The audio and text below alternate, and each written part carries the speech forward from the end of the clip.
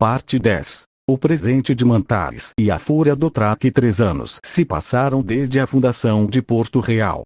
O Império floresceu sob as leis do dragão. O comércio prosperou, as cidades reconstruíram-se, e até Bravos, embora não submetida, mantinham uma paz tensa com seus vizinhos dragões. Os navios de Nova Valíria cruzavam um mar estreito em todas as direções, levando mercadorias, notícias e a palavra do imperador.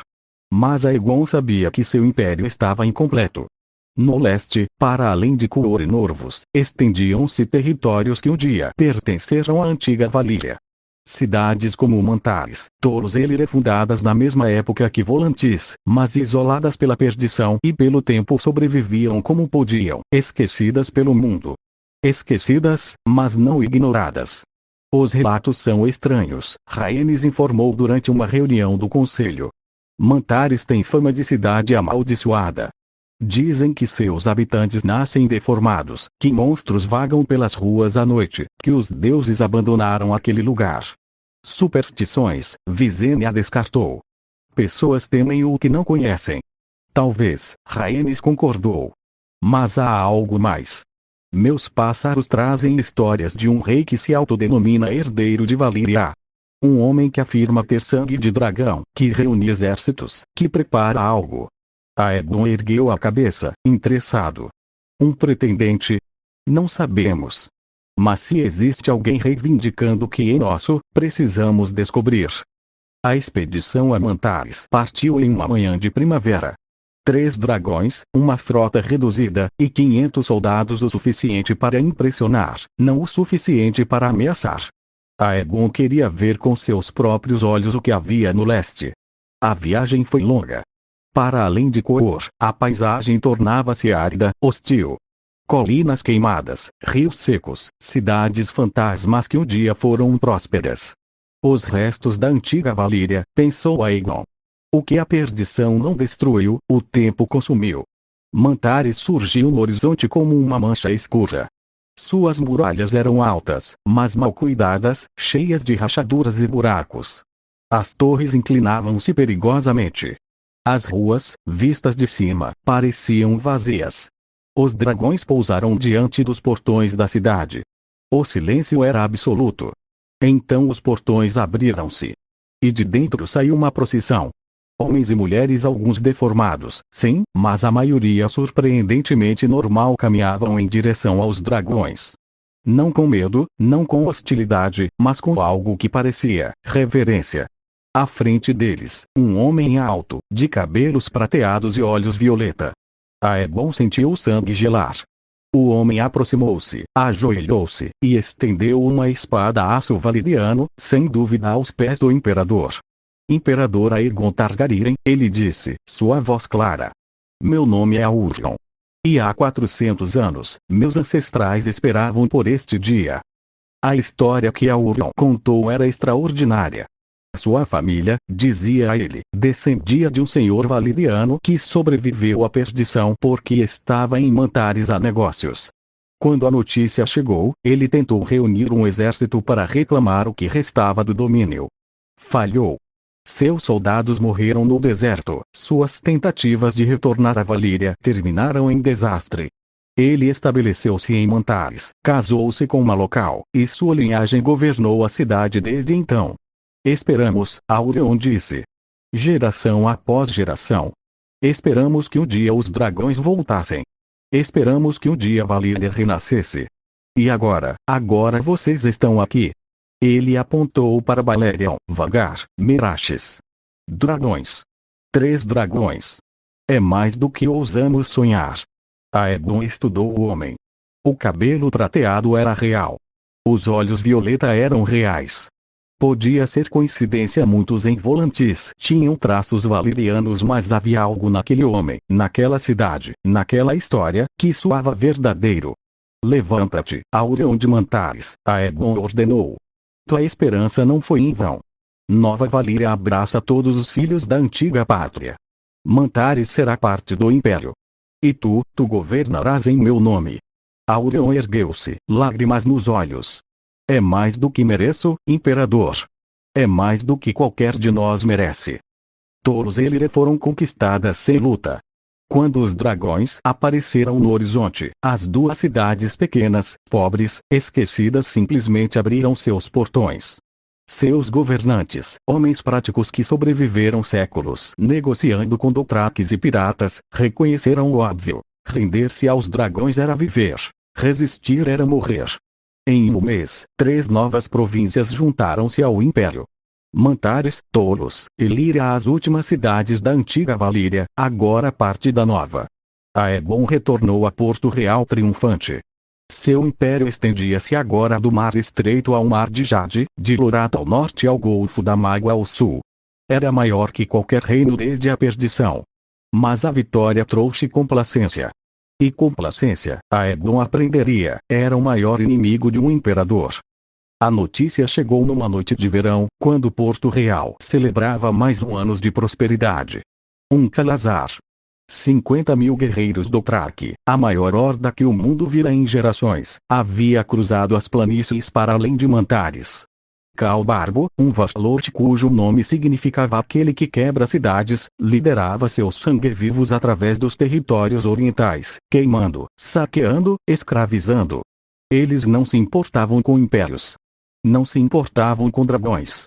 Acreditavam que o deus cavalo os protegia, que o mundo era deles por direito, que nenhum povo poderia resistir à sua fúria.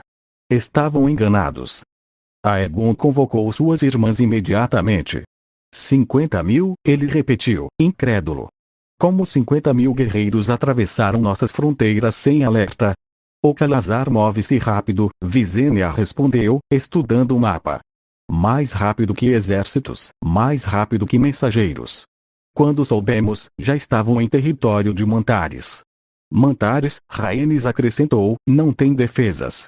Aurion fez o que pôde, mas contra 50.000 dothraques, a cidade cairá em dias. Aegon franziu a testa. Então não lhes daremos dias. Os dragões partiram ao amanhecer. Balerion, Vhagar e Meraxes agora plenamente recuperados, mais fortes que nunca voaram para o leste com fome de batalha. Atrás deles, uma frota de navios transportando 10.000 soldados. Na frente deles, uma horda de 50.000 guerreiros que nunca haviam visto dragões e não sabiam o que era medo. O encontro deu-se nas planícies entre Mantares e Tolos. Os dothraki acampavam ao anoitecer quando as sombras surgiram no horizonte. A princípio, pensaram serem nuvens de tempestade. Mas nuvens não rugiam. Nuvens não cuspiam fogo. Balerion desceu primeiro. Seu fogo negro varreu o acampamento como uma maré de destruição. Tendas de couro transformaram-se em cinzas instantaneamente. Guerreiros, cavalos, crianças, tudo queimou. Os gritos eram ensurdecedores, mas duravam pouco. Vhagar e Meraxes seguiram, criando um padrão de destruição meticuloso. Voavam em círculos, cobrindo cada palmo do acampamento, garantindo que nenhum dothraki escapasse. Alguns tentaram montar e fugir. Meraxes caçava-os um por um, seu fogo prateado encontrando cada grupo de fugitivos. Outros tentaram atirar flechas. Vhagar ignorava as flechas como se fossem chuva. Outros ainda ajoelharam-se e rezaram para seus deuses. Balerion não se importava com deuses. Em 3 horas, o Calazar deixou de existir. 50.000 guerreiros. 50.000 cavalos. 100.000 seres vivos, reduzidos a cinzas e ossos queimados. Aegon pousou Balerion no centro do que fora o acampamento. O cheiro era horrível: carne queimada, sangue fervido, couro derretido, mas ele não demonstrava desconforto. Visenya e Rhaenys juntaram-se a ele. Acabou, Rhaenys disse, sua voz cansada. Nunca vi tanta destruição. Eles escolheram, Visenya respondeu friamente. Poderiam ter ficado em suas planícies. Poderiam ter negociado. Escolheram invadir. Escolheram morrer. Aegon não falou. Apenas observou o mar de cinzas ao redor. Então viu algo. Entre os destroços, um objeto brilhava. Ele aproximou-se. Era uma adaga espada curva dos dothraki, feita de aço e honra. Estava intacta, milagrosamente, o fogo dos dragões não a tocara. Ele ergueu a espada, observando-a brilhar à luz do sol nascente. Uma ideia, ele murmurou. Ordens foram dadas. Durante dias, soldados imperiais vasculharam as cinzas, recolhendo cada araque que encontravam. Milhares deles. Alguns intactos, outros deformados pelo calor, mas reconhecíveis. Quando terminaram, tinham quase 40.000 araques. Aegon ordenou que fossem levados a Porto Real. No grande salão do Tronos de Ferro, os ferreiros de Coor trabalharam durante semanas. Fundiram os araques, derreteram-nos, transformaram-nos em lâminas novamente. Mas não em espadas comuns. Uma a uma, as lâminas foram acrescentadas ao Tronos de Ferro. O trono, já imenso, cresceu ainda mais. Novos degraus surgiram, novas pontas, novos ângulos perigosos. As espadas dos Dothrakis, os invasores que tentaram destruir o Império, agora sustentavam o imperador que os derrotou. Quando o trabalho terminou, Aegon convocou uma cerimônia. Diante de governadores, nobres, capitães e cidadãos, ele sentou-se no trono ampliado e falou: estes são os araques de 50.000 Dothrakis que ousaram desafiar Nova Valíria. Eles acreditavam que seu deus cavalo os protegeria. Acreditavam que sua fúria era imbatível. Acreditavam que o mundo lhes pertencia. Ele ergueu a mão, apontando para as novas lâminas. Aqui estão eles agora. Não como guerreiros. Não como conquistadores. Como adorno. Como assento. Como lembrança do que acontece àqueles que enfrentam o dragão. A multidão rugiu em aprovação.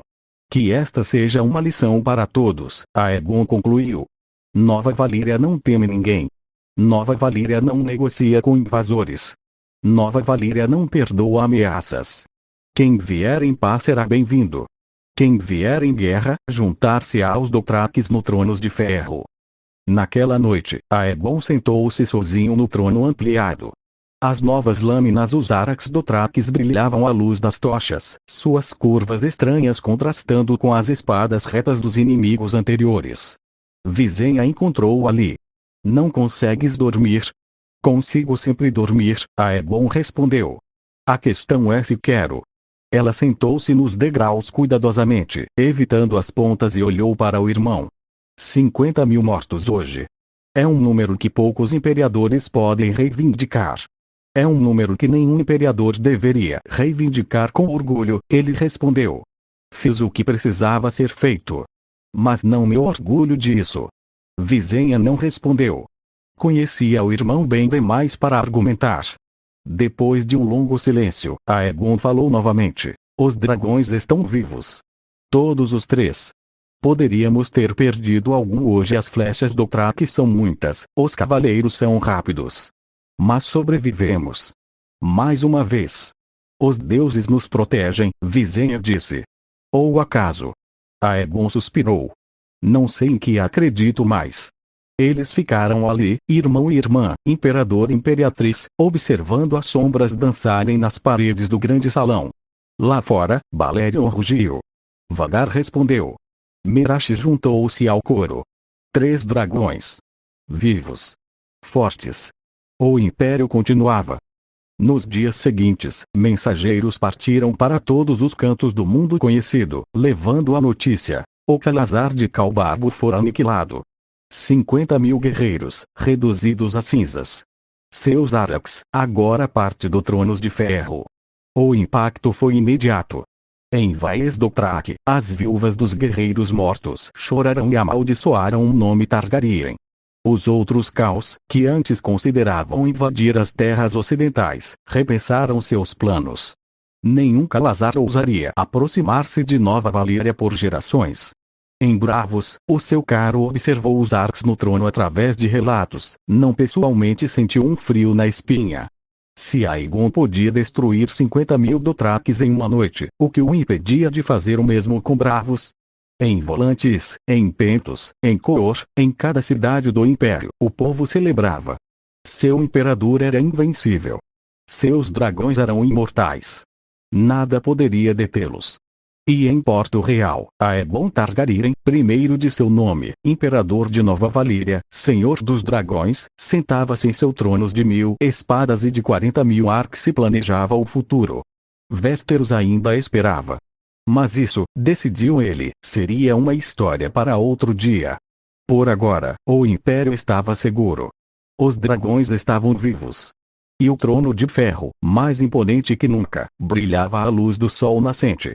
O mundo sabia, finalmente, o que significava desafiar o dragão.